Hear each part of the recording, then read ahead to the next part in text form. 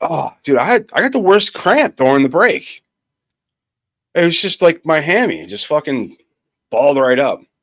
But I have had the worst. I not the worst day, but a pretty heavy day. Yeah. You know what I mean? Because I went over my dad's house yesterday, and you remember how I said that the next time that man hands me his fucking phone, I'm going to break it. Yeah. Guess what I did? Broke it. I broke his phone. Had to go get a new one. Yeah, I didn't do it on purpose, and it was already broken. To be fair, but You just broke it more. I broke it more because it was broken, but it worked. But you had to hold, both pieces at the same time. How did it get to this state? My father is 93 years old and in a chair, and he's paralyzed on one side. Mm-hmm. And he does not give a fuck about anything. So, no, he dropped it, And it was like one of the, it was, the one I scream about, like, how dare they market this piece of shit to old people? Right. So he wants to get a different phone, but we've already been down that road. We're trying to set up a different phone with consumer wireless. Right. Right. So I take him to the Target by his house. I get in the car, drive for an hour, get to his house. I tried to talk him into this phone because this one phone was almost perfect. Okay. It had one thing he wanted. And then one thing, it was missing a feature that he wanted. Okay. Okay. He wanted something that he could attach like a lanyard to hang around his neck. Okay. Okay. So it had that or didn't have that? It did have that. Okay. But he wanted somebody like an emergency button. It doesn't have an emergency button. Okay. And then the other drawback was it was pink and said Barbie. And I was trying to talk him into it because I'm like, dude, we can get stickers and cover up the Barbie, and you're colorblind. You don't know fucking pink from your ass. So it doesn't really matter. Right. But he just would not go for it. And I kept telling him, I said, look, it even comes because it comes with like a bracelet lanyard with beads, and it comes with little stickers to put on it. And I'm like, we can put this rainbow sticker right over Barbie.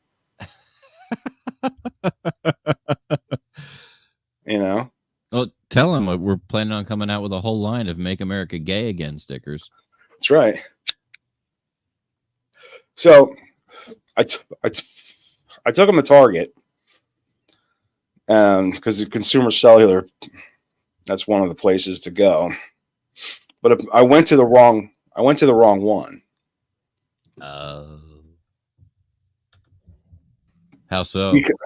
Well, the one that I went to didn't have the consumer cellular representative on staff. But the other one did. So then we got in the car. Now you got to understand, every time we get in the car, let me put it to you this way. I got to get this chair into my car, into my little Kia Spectra. Right. Okay. I'm following the directions. Now I haven't lived in this area in 20 years. Okay. I'm following Google Maps. I'm not paying any attention to what's going on. And I'm going to Target, I'm in a parking lot. Your destination is on the right. So I park. Now, fun fact. Do you think that my 89-year-old mother, who is, on Percocets for the pain that she's in, or my crippled father, you think either of those two people have a handicap placard? I'm based on your tone there. I'm going to say no. No. So I've got to find a spot that I can park that I know I'm going to be able to get him back into. Right. You dig what I'm saying? So I don't got to park next to like a pylon or a grocery wrangle. You know what I mean? Or get or A get park. so lucky that you can get that one last spot next to the van accessible spot Right. and have the default there. Exactly. Right. Get that lucky. And I'm not paying any attention, and I get a spot right up front. There's a pylon, there's a tree, you know, it's the end of the parking lot. Fucking A, cool. Get out. Oh, there's nobody here. Cool. All right. You know, whatever. There's no cars. There's little bit of cars. There's not none, but there's some, but it's not. Right. And then I get him out of the car, you know, get the chair working. Cool. Turn around. I'm looking at an empty fucking building. The close. Target. No. Target is maybe, I'm going to say, without any kind of exaggeration, maybe 200 yards uphill. I look at the door of Target. Back in the car. I look at I look at this chair and I go, we're walking. That's how much of a pain in the ass this chair is to get into my little car. Okay. Like, I hurt myself every time I pick this fucking thing up. It's like 65 pounds, and it's awkward. See, it's not the weight; it's awkward. Right. You know what I mean? I used to be able to pick up all kinds of shit. As long as you know how to pick it up, as long as you know where the weight is, you can manage it. And this thing is just there's weight all over the place, and things spin and move, and you know. Yep. So we walk all the way there, get that, and you know. Basically, this guy doesn't know much about consumer cellular. In order for him to even just set up the same phone, buy the same, because that's the only fucking phone available. So now to set up the same phone, he needs to know the account number, which my dad doesn't have with him. Right. Right. So he goes, there's a consumer cellular professional, like a representative at the Morristown store. From 9 to 5. I said, okay, I'll go down there. So we went down there. So we're at the third. We're now going to the third store, right? Yes. Okay. All right. I just want to get that for the people playing along at home. Yeah, if you're playing at the in-home game. So we get him. You know, we go now. I think he was on the spectrum because he did not have interpersonal skills. At all. Okay. Especially for somebody who sells consumer cellular. You think he'd be a little bit more patient. But all he needed was my dad's telephone number to look up his account. And so what we decided, I said, Pop, get the same phone. Okay. When we go find the phone you want, then we'll get the new phone. But for $40, we can fix the problem right now. Right. And we've been to 3 fucking stores. You know what I mean? Yeah. No, cut your losses and let's go. Fish or cut. Yeah, no, you can use your phone. But on the way out, I was like, hey, you want to buy me a soda? And he goes, yeah, all right. I said, good, because if you said no, my next question was, you want to ride home?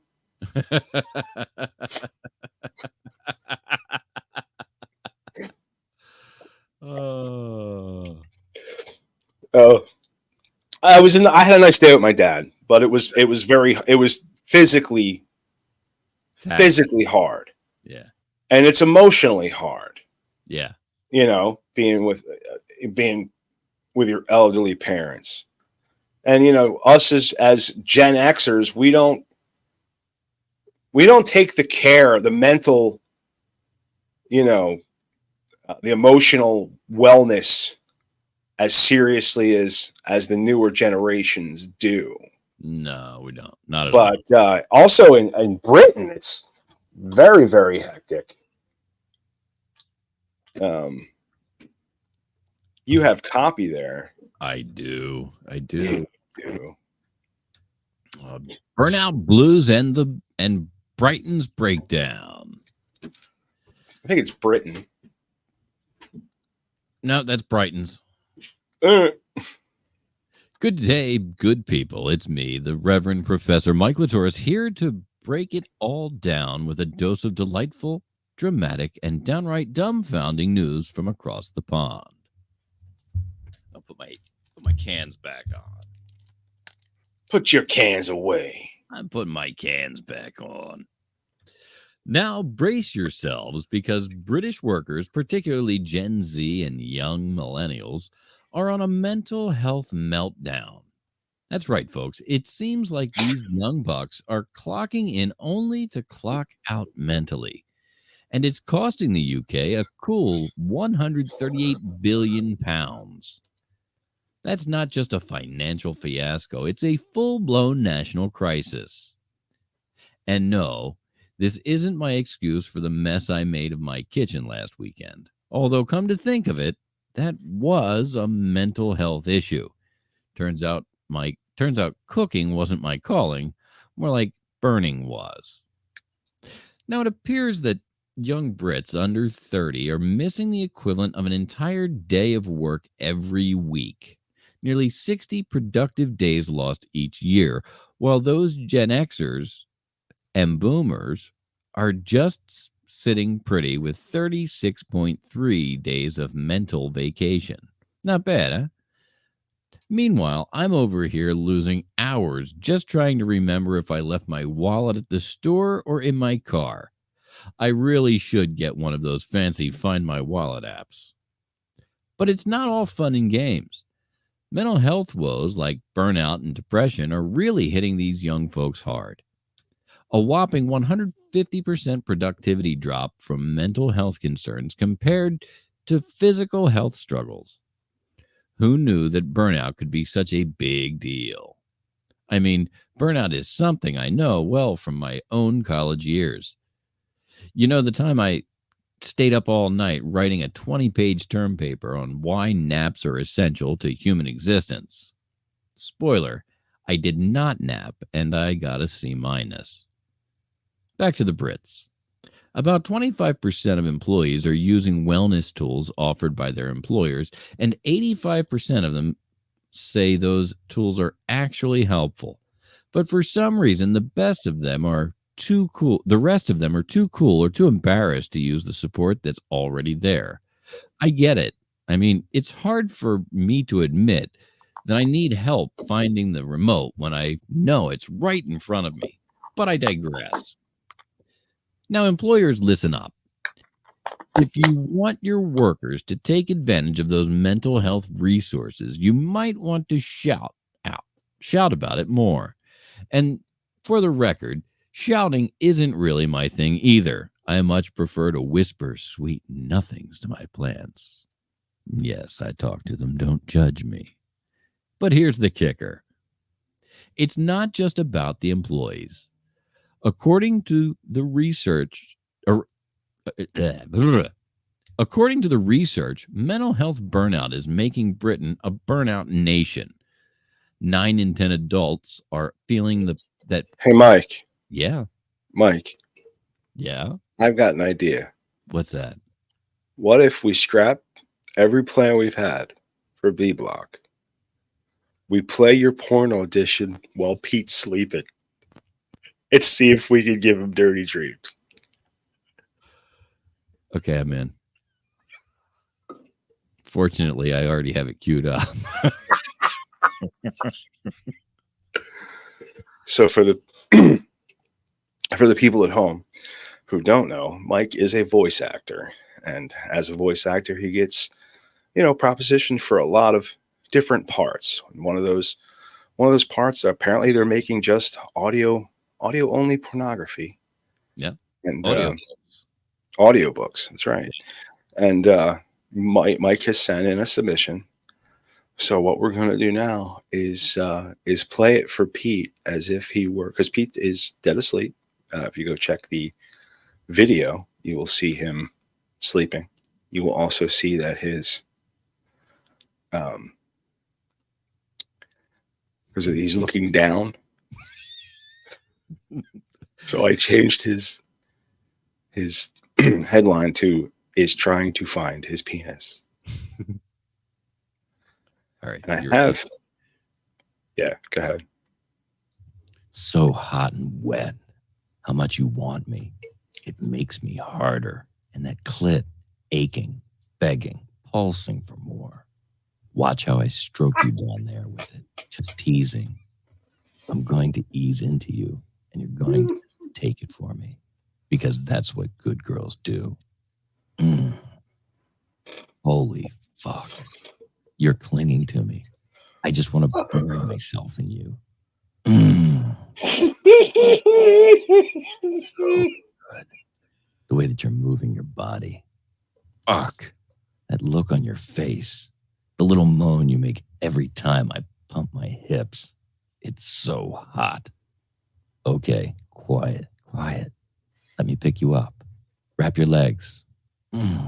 Fuck. Give me those lips. I'm going to pick up the pace. You're breathing so fast. Your chest is rising and falling, and your hips are rocking against me. I'm inside of you, thrusting, filling you up, moving faster and faster as you squirm and moan. I've got your hands. How does it feel to be absolutely powerless? How does it feel to be pinned against the bookcase and fucked? You fucking love it. This is what you always wanted. Remember what I said about asking for what you want? Well, use your words for me. Be a good girl.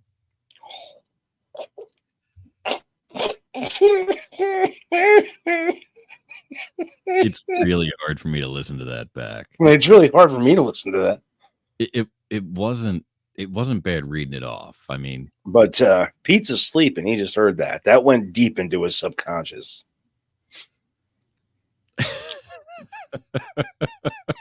Just so you know.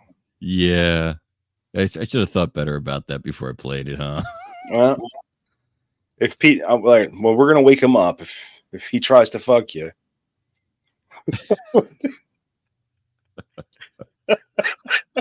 You ready? All right, good.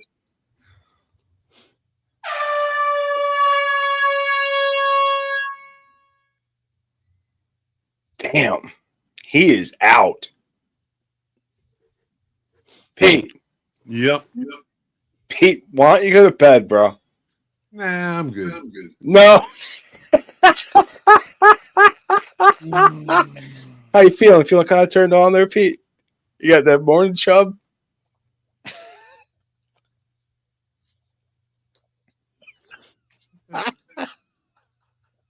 What are you do? What did you do? That's good. Wonderful. What did you do? What did you What did you do? He changed my caption. Actually, we changed that twice.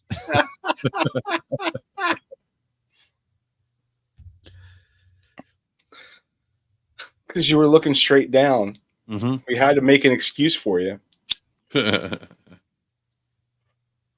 But just when you go back and watch it, you're gonna fucking piss yourself laughing. Trust me. Where do I go back and watch it? What's that? I said typically, where do I go back and watch it? Because right now all I do is go to Spotify and listen to it. Well, you can go to the. You do know that we're broadcasting on YouTube right now, Pete. If you go to the mediavirus.com, Right. Oh yeah. Okay. It posts the videos of each block there. You can watch them.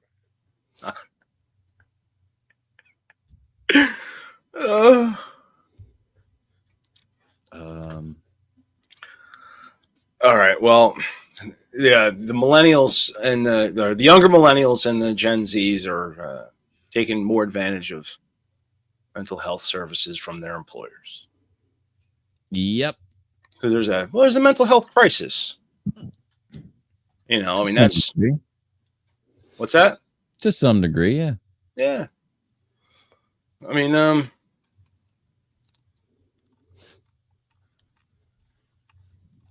Let's see. I forget what's next. Oh yeah, this chick just pepper sprayed her Uber driver. Yeah. Not for the same reason that Pete gets pepper sprayed. Is that so? Right? Yeah, Pete earns it. That's why he's wearing sunglasses. He doesn't want you to see the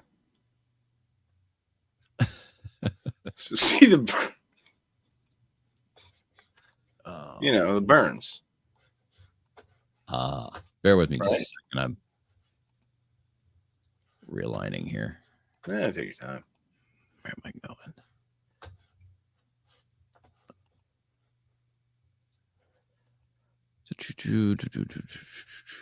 Yes, the pepper spray predicament. It's prejudice in the fast lane. Good evening, fellow news navigators. It's your most trusted and tremblingly transparent reporter, the Reverend Professor Mike Latoris, coming at you with a short story that's hotter than a jalapeno in a sauna. So grab your tissues, folks, because this one's going to sting. In New York, a shocking story has unfolded, a tale of hate, hurt, and a whole lot of heat. And no, I'm not talking about the time I got scolded for using my oven as a laundry drying rack. This one's about a woman named Jennifer Gilbalt, who on July 31st decided to take matters into her own hands when she didn't like the sound of something in the back seat of an Uber. What happened, you ask? Well, Miss Gilbalt, 23, allegedly pepper sprayed her Uber driver while he was performing a peaceful prayer at a red light. Yes, folks, you heard me right. Pepper spray. And no, it wasn't on the menu for dinner. You'd think that after that many years of burning myself in the kitchen, I'd have learned that some things just don't mix. But I digress. The Uber driver, a 45-year-old Muslim man, was simply doing his job and praying in Arabic when this heinous act occurred. He was sprayed in the face, causing a burning sensation. Ouch. Now, let me tell you, I've had my fair share of burning experiences, mostly from hot sauce mishaps or my famous attempt at homemade hot wings. But nothing compares to the scorching sting of hate, folks. The district attorney, Alvin Bragg, stepped in, calling the incident a senseless act of assault, and even more disturbingly, as a hate crime. It's an appalling attack on someone who was just trying to carry on with his day, minding his own business and doing a little bit of prayer for good measure. Frankly, I can't relate, mostly because the closest I come to prayer is hoping my coffee machine doesn't break down before my first cup of coffee in the morning. But back to Mrs. Gilbalt. She's been charged with second-degree assault as a hate crime, third-degree assault as a hate crime, and second-degree aggravated harassment. And I've got to admit, I don't even know what half of those charges mean. But what I do know is that pepper spraying someone in the face with pepper spray is a recipe for disaster, and not the fun kind I try to cook up on Sundays. Now, Gilbalt has pleaded not guilty, claiming there was no hate or bias involved. She says the whole thing was a rush to judgment, and that's just, well, it's just an excuse wrapped in a blanket of I didn't mean it and sprinkled with let's avoid accountability. This incident comes in the wake of increasing tension around the globe, especially with the ongoing turmoil between Hamas and Israel. Anti-Semitic, anti-Arab, and anti-Muslim hate crimes are rising sharply, and it seems the pressure cooker is about to explode.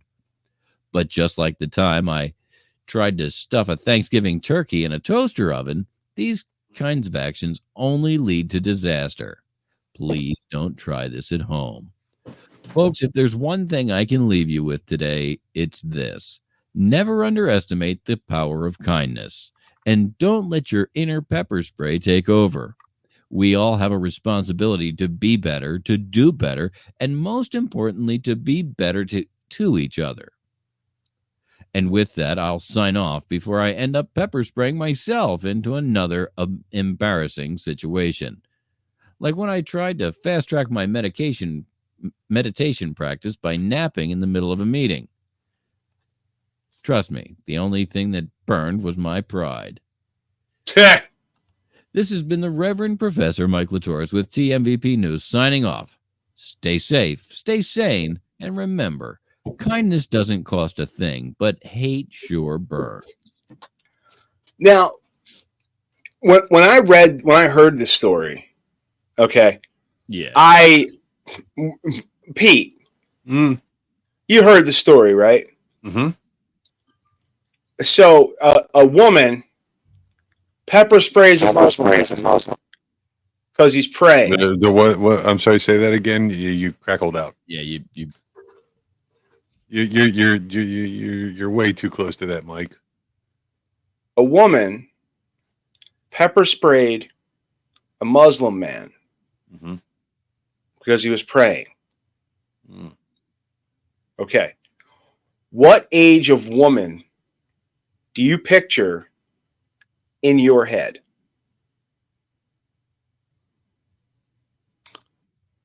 I picture, say, early to late 40s.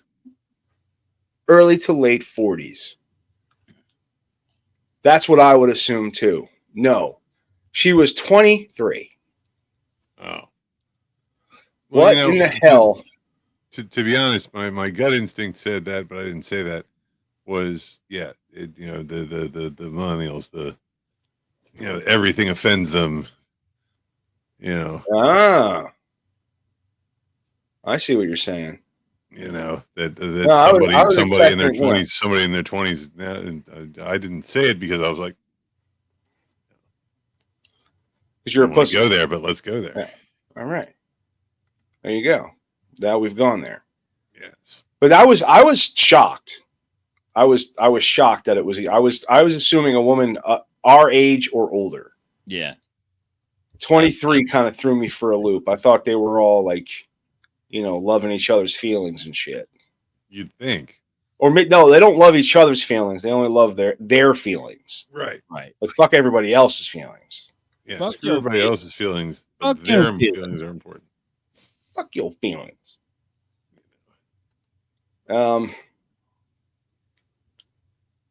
The other story that I got, I was kind of loading up a mental health crisis concept. Uh-huh. You know what I mean? Mm-hmm. Because that's like a woman attacking an Uber driver because he's praying. That's you're mentally unhealthy. Yeah. Right. You need psychiatric care. I think so. I was like, oh no, it wasn't racism. It was just a rush to judgment. That's racism. That's what it is. You took the information you had and you rushed to a judgment. You rushed to the wrong judgment. You rushed to a racist judgment. Right? Because you didn't think he was attacking you. He was praying in the front seat. As a matter of fact, if I were to scroll down on this, piece of here's Big Daddy joining us in B Block. Hey! So if I were to go in here and I were to scroll down, okay, she had to leap over the fucking seat. Yeah. Okay, so he wasn't attacking her, right? That wasn't what was happening. No, she. All right. She for him. No. And she just decided because she didn't like the words he was using in the order he was using them or something. I like how all of her friends just need to be blacked out. Like nobody wants to be associated with this woman anymore. Huh.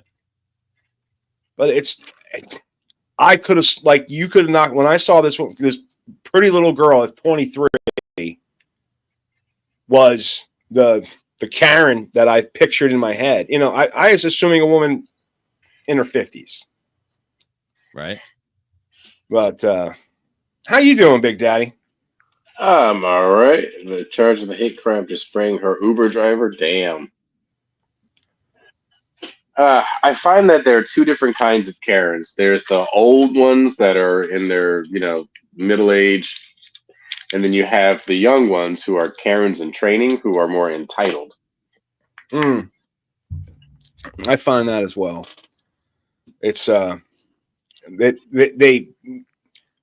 I was listening to something somewhere, and it's like, from an early age, we teach men to control themselves. Right? You need to control your instincts, you need to control your urges, you need to control your hyperactivity, you need to exert control over yourself. Right. And nobody teaches that to women. Well, we do the opposite, right? We teach women that it's okay to lash out and rage out because it's your time of the month. I don't know it's acceptable because she's on her period. Just because someone's lashing, people can just be crazy assholes too. Sure. We don't need to make excuses, physiological excuses, because people are assholes. I agree. There you go. I agree with me. Like, I don't think it was this woman's time of the month when she threw her 2 fucking kids into the Niagara Falls. No, I think that was a cunt move. Yeah. That's a harsh word. I think there's a fair amount of crazy going on, but Falls of Fate and Tragedy at Niagara. Good evening, good people. It's your ever-sensitive and somewhat saucy reporter, the Reverend and Professor Mike Latoris, here to bring you an unfortunate, tragic tale that's as chilling as a snowstorm in July. So let's get it straight to it. Grab your tissues, because this story hits harder than a high school math exam. Out of Niagara Falls, New York, a heartbreaking incident has occurred that's left authorities and families alike searching for answers. On Monday night, a mother and her 2 children tragically went over the falls, and investigators believe it was intentional. That's right, intentional. The victims have been identified as 33-year-old Keontae Means and her 9-year-old son, Roman Rossman, and her 5-month-old daughter, Mecca Means. Now, before you think, how could this happen? Well, the details are still coming in, but it seems that according to New York State Police, this was no accident. Witnesses and surveillance footage reveal the sequence of events. The young boy went first, climbing over a 3 to 4 foot safety barrier around 9 p.m. on Monday, followed by the baby girl, and then heartbreakingly, their mother jumped in after them. Excuse me. It seems they all went over the falls together, a cascade of sorrow, if you will. Oh my God. Excuse me. Now, don't get me wrong. I've jumped into some questionable conclusions in my day, like when I assumed the leftover pizza was a self-serve dinner. But this situation, it's definitely intentional. Police have made it clear that it was not an accident or some tragic slip-up. And I've got to say, that's a hard pill to swallow. Just like when I accidentally swallowed my car keys after misplacing my purse. Don't ask me how. I'm still trying to figure it out. Trooper James O'Callahan of the New York State Police has said they believe the incident was intentional in nature, but why it happened is still under investigation. Could mental health issues have played a role? It's a tough question we may never have a clear answer to. Unfortunately, the mystery here isn't like trying to figure out how my pants shrink after one wash. It's much darker, much sadder. The investigation continues. As the investigation continues, authorities are combing through video footage, speaking with the fathers of the children, and searching the Niagara River Gorge, hoping for answers and, most tragically, the recovery of the bodies. I want to take a moment here, folks, and remind everyone, if you or someone you know is struggling with mental health issues, there's always help available. Life is full of ups and downs, just like the falls themselves. But it's important to reach out before you feel like you're going over the edge. If you're in crisis or feeling overwhelmed, the National Suicide Prevention Hotline is just a call away at 1-800-273-TALK. That's 1-800-273-TALK. Reach out. You are not alone, and no one should ever feel like they are. This has been the Reverend Professor Mike Latoris with TMVP News, reminding you to take care of yourselves, check in with loved ones, and remember that sometimes talking about it can save more than just a life. It can save your sanity. You know, Chat GPT went from, oh no, I can't do that for this, to just giving me whatever I want. And it's A welcome change? yeah. I mean, I'm not laughing at the story. I'm laughing at the insane bullshit that Chat GPT puts into this horrible story. Yeah. You know what I mean? And we're like, it's also we're losing sense. You know, back in like a couple of episodes back, your embarrassing reveals were actually like things that could happen. Right. You know, now it just seems like you've completely lost your sanity. You've swallowed your car. You carry a purse. You swallow your car keys. I introduce myself as the Reverend, and then in the next breath tell everybody how I don't pray. Right. And I mean, according to AI, you are the worst Reverend. You've cheated on your wife. Many wives. You're an alcoholic. What's that? Lots of girlfriends. Lots of girlfriends. Drinking problem. Yeah. But have you ever shit on anybody? I don't think so. At least not since before I was a year old. What, would you ever shit in the pool and then splash it on somebody? No, I've not done that either. No? Just well, not that happened at SeaWorld. Really? Dude, a dolphin, I guess during a performance, took a dump. And then he said, you know what? And not for nothing, dude. Marine life, this has been my theory for the past year. Okay. Marine life is sick of our shit. They're sick of it. Like, you see orcas attacking boats. Yeah. Like, they're not they've never done that before. No, that's new. They're just capsizing boats. Yep. Just for fun. Yeah. Fuck this boat. Fuck you. Get out. Get out is what they're telling us. And now they're like, let me out, or I'm gonna spray shit, all whale shit, orca shit, all over you. You know what I mean?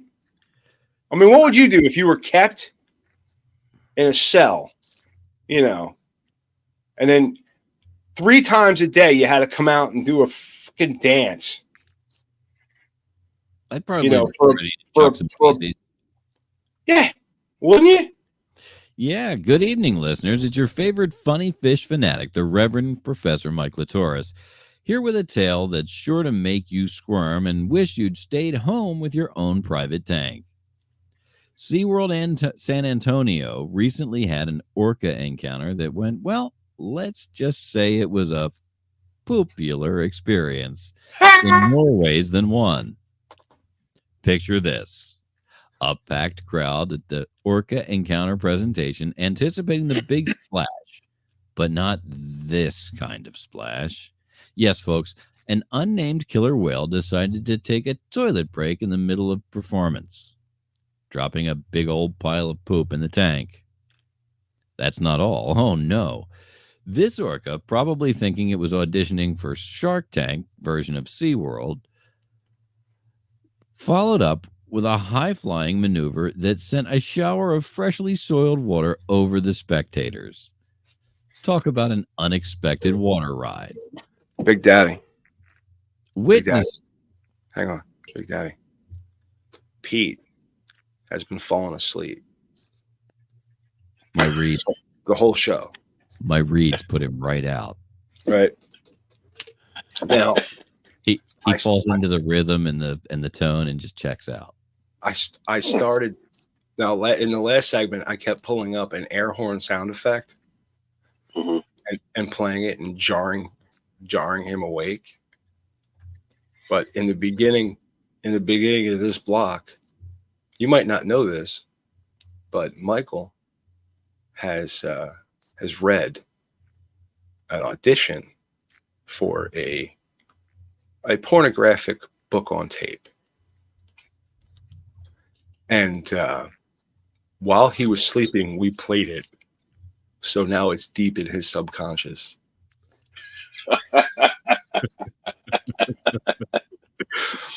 So the choice now is we can let Pete continue to sleep, or I can pull up that air horn sound effect again. It's really up to you. Notice Matt doesn't want to hear my porn audition again. No. I've heard it twice. I'm out. Yeah, see, I don't want that in my subconscious, so I'm gonna go for the air Or your conscious. Yeah, You don't want that in your. You don't want that in your conscious, but yeah, let's go for the air horn. All right, let's just go here. That.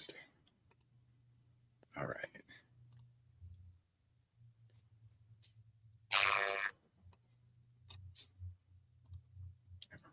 Share screen.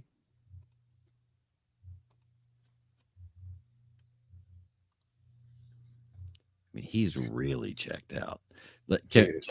Hold on. All right. I want to put Pete in the in this layout. Oh, good. Yeah, that's good. Good plan. I like the way you think. All right. And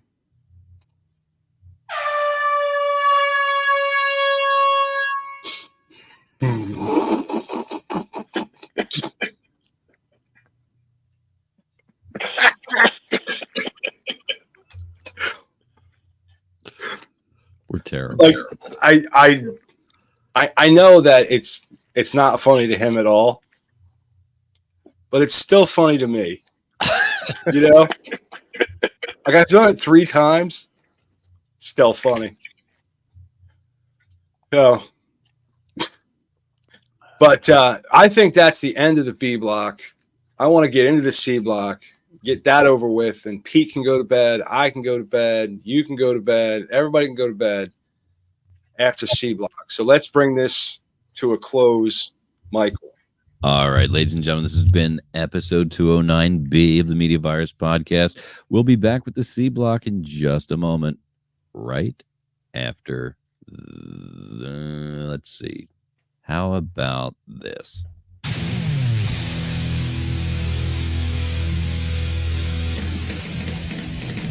Just hang on, because I want to give Mike a sound clip.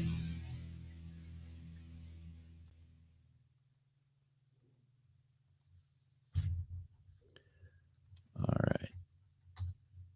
Just hang on. He wants